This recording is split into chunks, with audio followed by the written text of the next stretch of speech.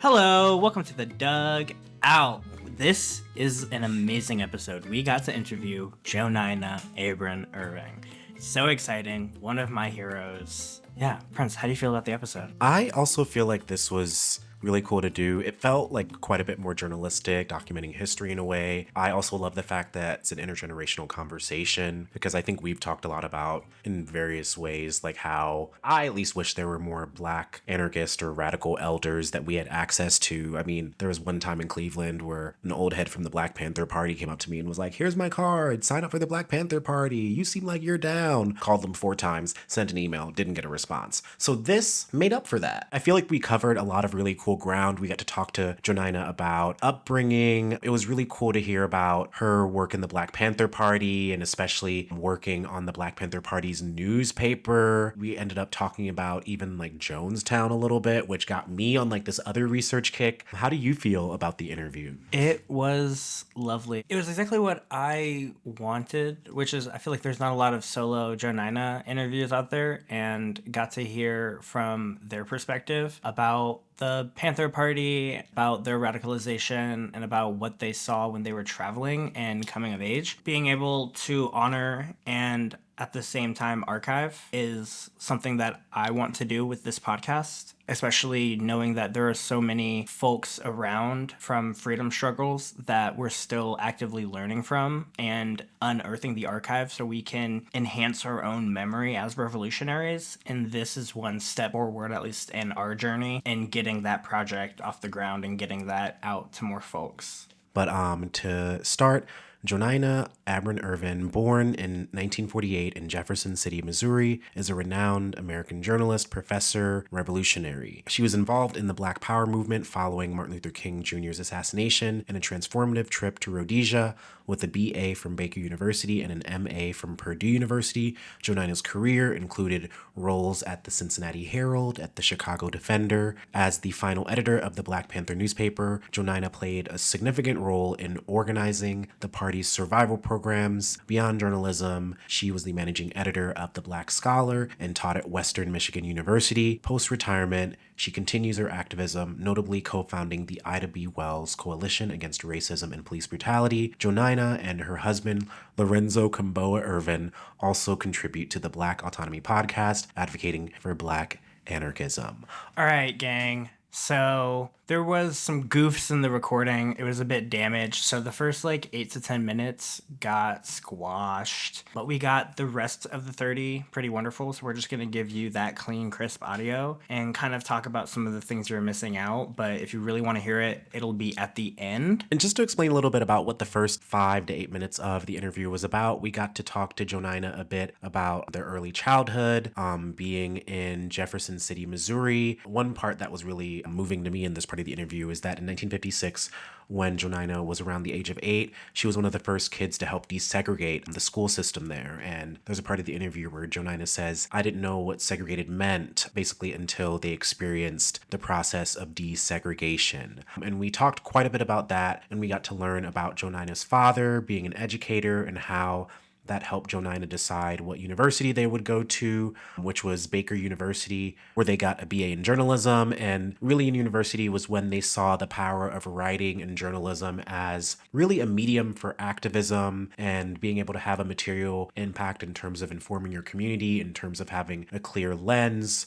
considering all of the facts, all of the structural isms that are at play when mainstream journalists or more career journalists tend to dive into communities and then ignore structural wrongs. Was there anything else you wanted to add? No, let's dive into JoNina talking about their college years. University was as I said, is a Methodist that was founded by the Methodist Church. So it's a Methodist institution. And what happened was they were in contact. This was the summer of 1968. It was really very eventful because Dr. King had just been assassinated. And I think days before we left, Bobby Kennedy was assassinated. Baker University had ties to the Methodist Church. We had been invited by the Methodist Church there to have some kind of a summer program for students. So, I had never been out of the country, and I talked to my parents about it. They thought, well, this is, I got them to agree to it, that it would be a really good thing for me to do. So there were about, 8 of us, 6 or 8 of us. So I was the only Black student in the group who went. And there were some faculty members and then some other people who were close to the university who went. So for me, I was excited because as a Black person, I had never been out of the country, let alone going to the African continent. So I was really excited about this. I had obviously some misunderstandings. I thought that, African countries, predominant population were Black people, that they were in charge. I was not educated at all, really, what was going on in Africa. When I got to, at that time, it was called Rhodesia, now it's Zimbabwe. But when I got to Rhodesia, Zimbabwe, I found out that Black people were not in charge of that country. And that, in fact, at that time, they were engaged in an armed liberation struggle with the white colonial, as they called it, settler regime. The armed struggle was going on at that time that we were there. So I learned a lot. That summer really made me grow up and really begin to understand the world. It really shook up my understanding of the world. And I began to understand that much of Africa was still under white colonial rule. And I hadn't had no knowledge of that before. I was, gaining an international understanding. I had no experience being overseas. See, this was what 1968, so the late 60s. You had a lot of armed liberation struggles that were going on the continent of Africa, and I would hear about them, in the news. I remember very well Patrice Lumumba was assassinated because my parents would always watch the news, and I would watch too, and I didn't fully understand what had happened. But when I got to Rhodesia, Zimbabwe, everything started to click. I started to really get an understanding of what was going on in the world and understanding European colonialism. So it was really quite an educational summer for me. The newspaper that I worked on was a newspaper actually published by the United Methodist Church.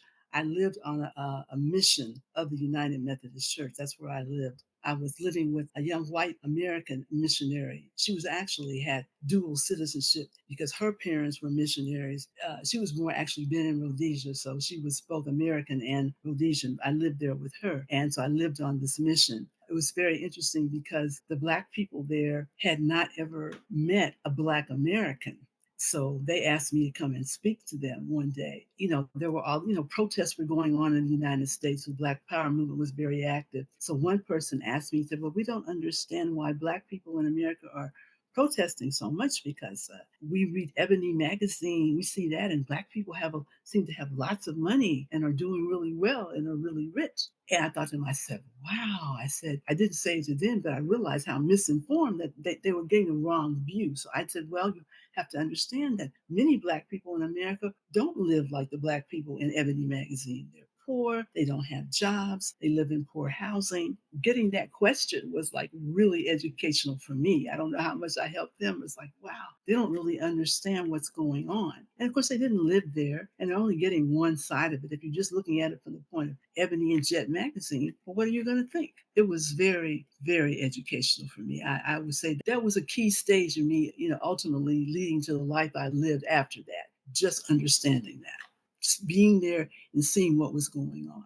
Were you having to do with any like censorship and repression with the journal in Rhodesia? Yes, it was put out by the United Methodist Church. But if there was anything in the newspaper that the government didn't think people should see, they censored it. So, I wrote some articles for the paper and helped with some of the proofreading. But I remember the first issue I saw after I got there, it was this issue. It had all these pages that were just blank, that were just white. And I'm like, wow. And the editor explained to me what that was. Well, this is censorship. The government censors what they don't want people to see. I'd never seen anything like that. That, again, was part of my education to actually see firsthand. They would go to the printing press and just remove entire pages, or like at what point did they censor it? If my memory is correct, they had to actually send what we called back then the dummy, the layout, whatever, to some kind of government official for them to approve or not approve. And so if they didn't approve of it, they would just themselves just wipe out that page or that article. I had never seen anything like that. And I was really young. In fact, not long after we got to Zimbabwe, I celebrated my 20th birthday. So here I am, this 20-year-old Black kid who, fairly sheltered, being a preacher's kid, coming into contact with all this stuff. It was really, really something. I guess this is kind of a question that I am sort of curious about now hearing more about Rhodesia. And I'm even just thinking about some of my experiences traveling, sort of similar to you. Like after college, I graduated in 2015, and in 2016, it was the presidential election. And I remember around that time, I went to the Philippines. And around that time, Rodrigo Duterte was president of the Philippines, extra big on war on drugs, a lot of extrajudicial killings. And so I kind of went there with my own context of the war on drugs in the US. And people there kept saying, oh, like, do you play basketball or what is it like? I don't know, like same things like you. They were like, oh, we watch music videos and we watch YouTube. And it was interesting because at the same time, people would also in the Philippines would be like, oh, how do you feel about Trump? And I was surprised, one, the limited idea of blackness that they had, but two, also that they felt like the danger of Trump made sense to them or was like something that they could bring up. And I just find that like fascinating. And I guess I just wanted to bring that up. But I know after Rhodesia, you ended up joining the Black Panther Party around, what was it, 1972? Yeah, 1972. I did take time. I graduated from college and I did take time to go to grad school, but I did join the Black Panther Party in 1972 in Detroit. I actually joined the second chapter of the Black Panther Party. The first chapter of the party was infiltrated by COINTELPRO, the FBI counterintelligence program. They placed a provocateur in the ranks who got some members to go to this house. They were supposed to be, trying to deal with drug dealers, but they wound up killing a young man in the house, and they wound up being charged with, his death. And this really discredited the Black Panther Party in the Black community. The leadership of the Black Panther Party closed the chapter of the Black Panther Party at that time when that happened and what was going on. But by 1972, they had given permission for the chapter to be reopened. So yeah, I joined the second chapter of the Black Panther Party in the summer of 1972. We ultimately went to Oakland in 1970, early 1974. The party was trying to consolidate all of its chapters to Oakland because they wanted to make Oakland the base of operations. So they closed a lot of the chapters. And so a lot of us, moved to Oakland. Was that around the time that I think it was Elaine Brown doing a lot of work like in California? Or I can't remember who was doing a lot of like housing work there as well. Well, she had the year before, Bobby Seale had run for mayor of Oakland in 73, and Elaine had run for Oakland City Council. I wasn't there for the campaign, but Okay. they lost the campaign. But the party was beginning to broaden out, in terms of the kind of stuff that we were doing. They were trying to broaden out and bringing people from different chapters they felt helped it.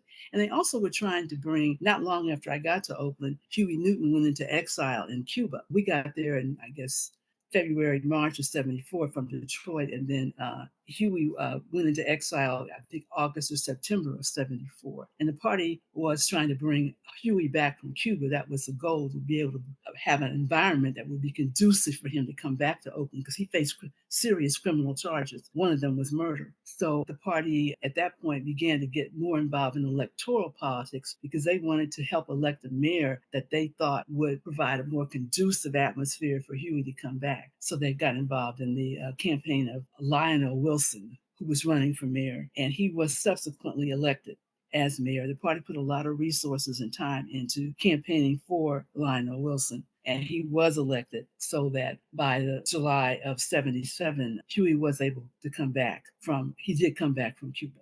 With the party, you were one of the last editors of the Black Panther Party newspaper. Can you talk about that experience and what was the paper's purpose at the time? I started working on the paper not long after I got there in 74. But by the time I became editor in 1978, the party had lost a lot of membership. They had gone from being a weekly newspaper to a bi-weekly, coming out twice a month instead of every week. And then ultimately it became a monthly publication because the party did not have the people anymore, did not have the financial resources to put it out as frequently as it had been. But we still did our best to put out a good publication. One of the major issues that I helped to put out when I was editor was the issue that we did about the Jonestown massacre. We did an issue on that because we knew people who were in Jonestown.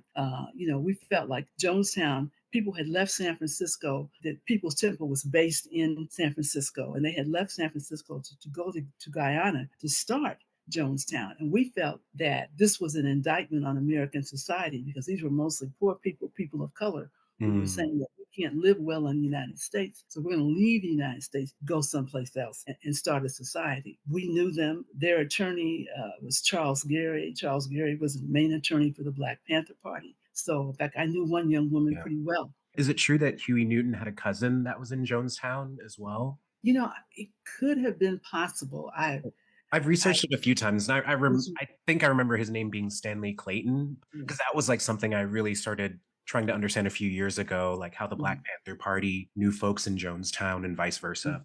Well, one of the reasons that could have been, I don't recall that, but I'm not saying it's not true. I just don't recall it. That could very well have been, like I said, because we had the same attorneys and because, People's Temple did community work in the Black community in San Francisco that was, similar to the kind of things that we did. We felt a connection to them. So we did this issue on what had happened in People's Temple, and we did a lot of research on it. We found out that at one point, one of the people who had been at People's Temple, who may have been an advisor to Jim Jones, had at one point been in the CIA. And so we just, kind of dug up a lot of stuff about what had happened in Jonestown. And so when we finally put our issue out, that People's Temple had been deliberately undermined by the U.S. government. That was our point of view because it was making a statement about conditions of poverty in the United States. There was a congressional investigation because there had been reports of violence going on in Jonestown. So there had been an investigation. And of course, a congressman was killed there back in 78. And that's what brought all this public attention. Then, of course, all these dead bodies of almost 900 people were found. To make a long story short, we came up with a position at the time that was very unusual. Our position was that People's Temple had been destroyed by I don't know if they still call it this or not, a neutron bomb, which a neutron bomb leaves no signs of anything about how it was set off or anything. Since that time, I don't believe that anymore, but that was our position, that it had been deliberately destroyed by the government, by a neutron bomb, because it showed the poverty and all the problems that Black people had in the United States, and they left the United States to come to People's Temple. That was our last major big investigative issue that we did. I still believe that there was some government interference in People's Temple. I don't necessarily believe it was a neutron bomb. We may never know exactly what happened, but I believe that the government did not want to see People's Temple succeed. And then, of course, there's all the issues about Jim Jones and everything. We may never know the full truth about what happened there, but it was definitely a tragedy. All those people died. What do you feel like people miss when they engage with the Black Panther Party now? Like, would you say that there's a contemporary romanticism of the party, leaders, and things? Or how do you feel the discourse is going? I think there has been a romanticism. I always tell, especially when I'm talking to young people like you, I tell people, you can't recreate the Black Panther Party. It was founded in 1966 when you had a specific set of socioeconomic political conditions going on in America. We don't have that right now. We haven't had it since. You can't take it out of context and put it in another time era. I respect the fact that people still respect the Black Panther Party and admire what they did. And I'm glad that they do, but you can't recreate it. And there has been a lot of romanticism, and that I see a lot of that continuing on. We used to talk about concrete conditions, and you have to deal with the concrete conditions of the era that you are in right now. For instance, one of the reasons that Huey and Bobby started the party was because of the problem of police brutality in the Black community in Oakland. Well, police brutality in the United States right now is far worse than it was back then. I mean, it was bad then, but it is far worse. You don't need me to tell you what you see every day. Black people are just being killed every day. The woman in Illinois who was killed, Black pregnant woman who was killed last year. The numbers of Black people being killed by the police has gone up exponentially since 1966, right? So the conditions that we have in this country are far worse. The economic conditions. There were homeless people, in the United States in 1966, but it's far worse today, much worse than it was back in 1966. So this is a reason why I always try to tell young people that you can't remove the Black Panther Party from what it was doing from the socioeconomic political conditions of the time. You have to deal with what is going on in the country today. And you have to decide, do we need another Black Panther Party or do we need something else? Because our conditions are worse than they were. And I really appreciate you saying that because it's something I think about a lot. I just turned 30 this year. And even in my lifetime, I can kind of see how now in movement work, I'm meeting people that are younger than me or have been radicalized more recently. We were actually watching some of your interviews earlier, and we watched an interview you did with Angela Davis, and you kind of both made a similar point then about how there's a set number of socio-political conditions that led to this mass mobilization, and how there is always a desire for a new kind of mass mobilization. And maybe this is like a large question, but looking at the landscape today, like what advice would you have for younger organizers or people that might be looking for wisdom? And I know some of that is like constant experimentation and trying, but I guess I wonder what advice would you offer to folks that are coming up in movement work now, especially like with social media and all the varying levels of repression that people are facing and election years, things like that? I would encourage or ask young people, millennials, Gen Z, to look at what is going on in the country. I know you all have been dealing with the elections in recent episodes to deal with the reality that right now we are facing the possibility of a fascist dictatorship in America. Project 2025, and the Supreme Court has said that presidents are immune from acts that they took when they were in office, right? Then we have the Project 2025 that wants to make the office of the president all powerful. Congress and the courts lose a great deal of their power. So I would like people to take a look at the reality that we could be facing it. Obviously, I don't know how the elections are going to turn out. We just have to wait until November. But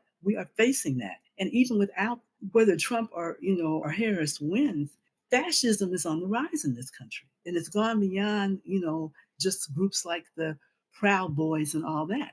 This is very entrenched in governments right now. You have governments, state governments who are enacting all this censorship, books that are being censored. You have voting rights that are being decreased. To me, this is the rise of fascism. I'm not a genius. I can't tell people exactly what to do. But one of the things we need to be prepared for is what will we do if Trump does win? And if, in fact, Project 2025 is enacted? I mean, if he wins, he claims he doesn't have anything to do with it, but that's a lie. He's just trying to distance himself from it because he knows a lot of people, even a lot of Republicans, don't like it.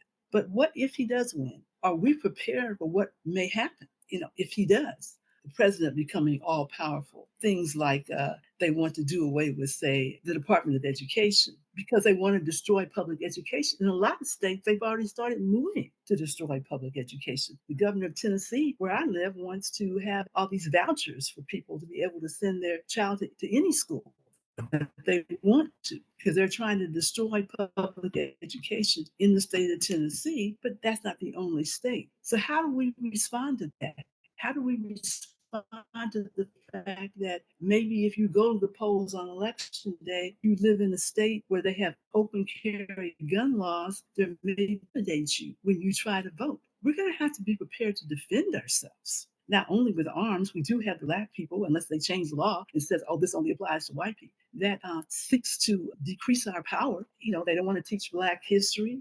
We have to be prepared for that. And I'm not trying to scare people. I just think we need to be realistic. We need to ask ourselves, what are we going to do if, in fact, Trump does get reelected and Project 2025 becomes, they start working on it, they start moving on it? We need to begin to develop a movement against fascism. A lot of people don't know, but the Black Panther Party in 1969 organized a national conference, United Front Against Fascism. Are you all familiar with that? Yeah. Have you heard about that? I haven't read about that. I've read about it. It was like a really big coalition, got a lot of folks together, and it really showed like a succinct anti-oppression unity-based thing.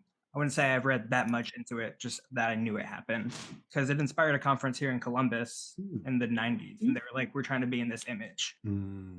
Yeah, they did that in 1969. They don't get a lot of credit for that. That was in 1969. People came from all around the country. But by 1969, the Black Panther Party was under severe attack by the counterintelligence program itself. The conference may have been held at a point when the party was so under attack that it wasn't really able to follow up on what they were trying to do. After the conference, and one of the things the party was criticized for with the conference was that it had far more white people came than Black people came. And this is not to say that we don't unite with white people who are concerned about fascism, but at that point in time, Black people were sort of, getting the brunt of all this. We need to look at organizing some kind of a movement in this country right now that can face fascism in the 21st century. This was late 20th century when the Black Panther Party did that. Now we're into the first, 25 years almost of the 21st century. So how to fight this rise of fascism? That's the way I see it. Many people think, well, Trump's just mouthing off, and even if he gets elected, he's not going to do all this stuff. Well, I don't take that for granted. If people say they're going to do something, I think you need to pay attention to it. Okay. And like I said, I don't have all the answers. But one thing I do strongly believe in is that we must begin to build a movement fighting fascism.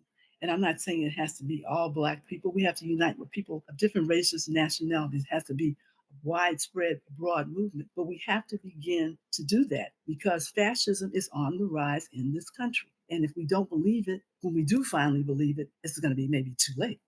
Yeah, because whoever wins in this election, Project 2025 is going to start training people because that's their whole goal is like half of it's a training and educational platform to train folks to be better fascists and to unite around the cause and have the same, I don't want to say brainworms, it seems mean, but yeah. For a lot of individual states are already enacting things like Project 2025. So to me, this whole kind of neo-fascist thing that's been going on in the country is already been going on in a lot of different states. And Tennessee may have the greatest number of laws, anti-LGBTQ laws in the country. It may. I read that someplace. I don't know whether how extensive their research is. There's that, and there's the whole thing with the schools, tax on voting rights. Even if Trump doesn't win, you still got all these things going on in individual states. People who are organizing need to start looking at what is going on in their states in terms of the rise of fascism, in their cities and towns, what is going on. I appreciate you saying that because the last year alone for me on an organizing level has been a lot, like seeing the series of ongoing genocides, seeing the student encampment protests kind of crop up. And at least for me and other folks here locally, that was kind of a flashpoint. And I guess I wonder how you think of solidarity work when you're trying to do organizing and solidarity work with people that might be more fearful of repression or might work with the state more. How do you view solidarity work when it's across those lines of how people feel about state repression, how soon they might fold to it? Because I can say locally, there was a lot of difficulty with organizers. Some folks didn't want to talk or work with the police at all. And then there were other people that were a lot more fearful and would hand information over. But in your experience, like, how do you navigate that space? I wish I was smart enough to be able to give you a concrete, solid answer. It's very difficult. It's situation by situation, case by case. Okay. What may work in Cleveland is not going to work here in Chattanooga, Tennessee. And it's not going to work in Oakland, California. You have to look at what is going on in your community. But I do understand what you were saying. I've been into a situation like that here in Chattanooga about a year ago when a young Chicano teenager was killed by the police, and we felt like we needed to go ahead and have some serious street protests on this and really raise the issue. But there were some people in the Chicano community who were Latinx community who were afraid of repression, Mm. and I understand why they're afraid of being deported. And I'm not mad at it. I understand it. It's very difficult to work through that. Extremely difficult. You just have to take it case by case and do what you can do. In terms of for myself as being an elder in the struggle, the kind of solidarity work that I try to do,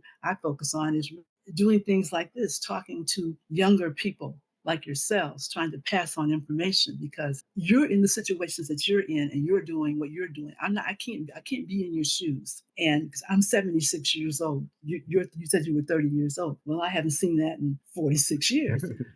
I can't presume to tell you exactly what to do and how to do it. What I can do is tell you what I experienced in the past, what I have seen in the struggles that I went through during the 70s and on up until now, and give you information that may help you as you go along.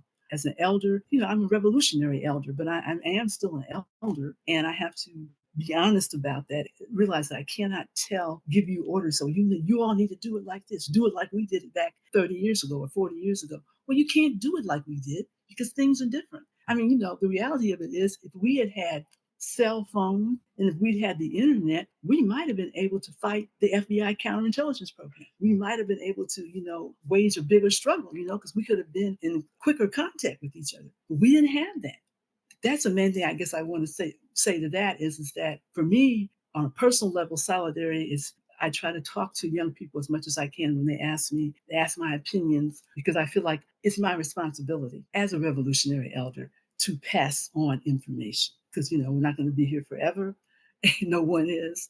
And got to pass the information on. One of the people that I interviewed many years ago, who was a Black Power era activist like myself. And she said one of the things she thought that we were missing, she said, we don't have a library, she said, for the young people to go to be able to know exactly what we did, why we did it, and how. It's one of the reasons that I initially did those interviews, to bring that out, because there are lessons that can be learned. And I am in the process of updating that book and doing an expanded version on it. Yes. Lovely. So it'll come out next year. That information is needed. So you can take from it what you can use, what you think can work for you, or you can take from it like, wow, they did that back then, and now it's much harder to do stuff like that now. Or how do we do that now? That's how I feel about that now. Yeah, thank you for that honest answer. And I feel like that's that I really appreciate it. First, just wanted to say thank you so much for taking out your time and talking to us. Like, I am really humbled to get to share space with you and to hear your thoughts and your perspectives. So thank you. Thank you so much. Yeah, thank you so much, and can't wait to see what more is going on, and hopefully we can have more conversations. Well, thank you so much for giving me the opportunity to be on your program and to reach more people. I'm always glad to do that, happy to do that. And I appreciate that. I do appreciate you asking me. Thank you so much. Love and struggle. Love and struggle. Love and struggle. Today we have a very special episode because we are interviewing an amazing revolutionary member of the Black Panther Party, journalist JoNina Abron-Ervin. Thank you for being on the podcast today. What do you feel like you could tell us about your background and your upbringing as a child coming of age in the 1960s? Well, I was born in Tennessee, but I grew up in Jefferson City, Missouri, which is home to, at that time, it was an HBCU. I don't think it's that anyway, Lincoln University, and where my father was a teacher. I grew up there with two younger sisters. I was, at the age of 8, I was one of the first Black kids to help integrate the public schools there. This would have been back in 1956, a couple years after Brown versus the Board of Education. And I didn't know anything about Brown versus the Board of Education. Obviously, I was a kid, but I knew from what my parents said to me. They said, "Well, you're going to be going to school next year with white children." And for kindergarten, first and second grade, that I'd been at an all-Black segregated school, and I didn't know what segregated meant. But at any rate, from third grade on, I went to school with white kids. So Jefferson City is actually the capital city of Missouri. It's very small. It may have more than 30,000 people now, but when I was growing up, it had 30,000 people. And they didn't want, this was a couple years, excuse me. This was a couple years after they had the integration of the schools in Little Rock, Arkansas. And you all may have read about that, and you may know that it was pretty violent there. And because Jefferson City was a capital city of Missouri, the politicians there, they did not want to have a situation like what had happened in Little Rock. So I guess what they did was they met with people in that community and said, we're going to do this, but we don't want a lot of violence. So I don't recall there wasn't any violence. It just happened. And I was too young to really ask too many questions about it. But Jefferson City was a small town. Even though the schools were integrated, the communities were very segregated. The Black community had its life, its cultural life, and its social life, and white people had theirs. I would interact with white kids when I was at school, and maybe for some extracurricular stuff. But it was pretty much, like I said, integrated schools, but social life and family life and all that was still pretty much segregated. When I went to college, I I actually started college about the same time the Black Panther Party got started, but I'll get to that later. I went to a small church-related college in Kansas, Baker University, because my father, my late father, he was a Methodist priest, and I got a discount going to a Methodist college, so that's where I went. And it was a small college, small. And what did you study? Was it journalism? Um, what did you study? Was it journalism? And what did you study? Was it journalism? Um, what did you study? Was it journalism? Still recording.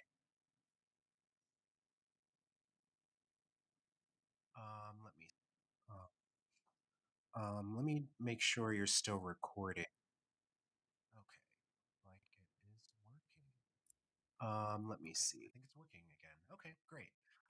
Yeah, please continue about Baker University. Yeah, I did. I did major in journalism at Baker University. In fact, my last 2 years that I was in college, I was the co-editor of the campus newspaper. So, I got some early experience, putting out a publication, which was very helpful later on.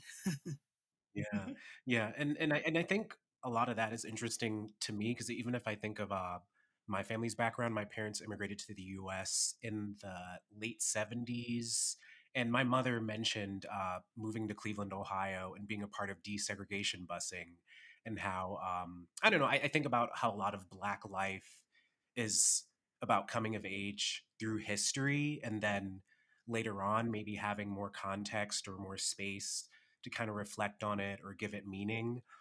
So, I mean, do you think journalism and studying journalism started to give you some of those, like, I guess, emotional skills to kind of realize that you were living through history, or was it just kind of something that you were deeply aware of at the time, as a lot of like young people kind of are? Well, at the time that I started college, the Black Power movement was really becoming very large across the country. And I decided because I started in the fall of 1966, and then a couple of month or so afterward, the Black Panther Party got started. I hadn't heard about it, but it had gotten started. But I knew that the Black Power movement was developing around the country, and I thought, well, if at first I wanted to be a lawyer, but I said, you know what? If I'm a journalist, I can write about what's going on. I can write about the Black liberation struggle, and I can probably have a bigger impact that way.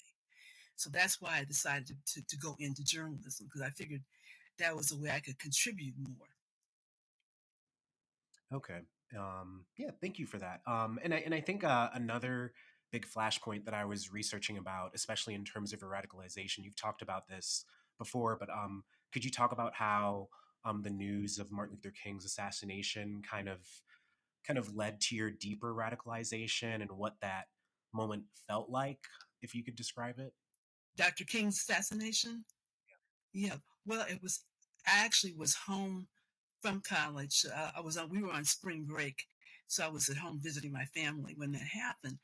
And my thought was like, well, he's assassinated. Um, he's supposed to be, he talks about peaceful nonviolence, yet he's assassinated. I was very angry, uh, very, very upset. And I think that event sort of clinched it for me that I had still had 2 more years of college to go. But I said, as soon as I get out, I'm going to try to get involved as quickly as I can in the Black Power movement because if you're going to, he was called the king of apostle of nonviolence, and yet somebody murdered him, assassinated him. And I remember when we got back from the spring break, we had a small kind of I guess, some kind of a ceremony or acknowledging the fact that Dr. King had been assassinated. And Baker University was a predominantly white college. There were never more than 1,000 students while I was there, and never more than out of those 1,000, never more than 25 Black students, at least while I was there. It might be different now. So we had this kind of sort of observance. And I remember people were just going around saying what they thought, and a lot of the white students were saying how sorry they were that Dr. King had been killed. So, I said, well, white people are responsible for this. Black people didn't assassinate Dr. King. And, which was kind of a strange statement for me to make. I was not necessarily your angry type of young person, but I was angry.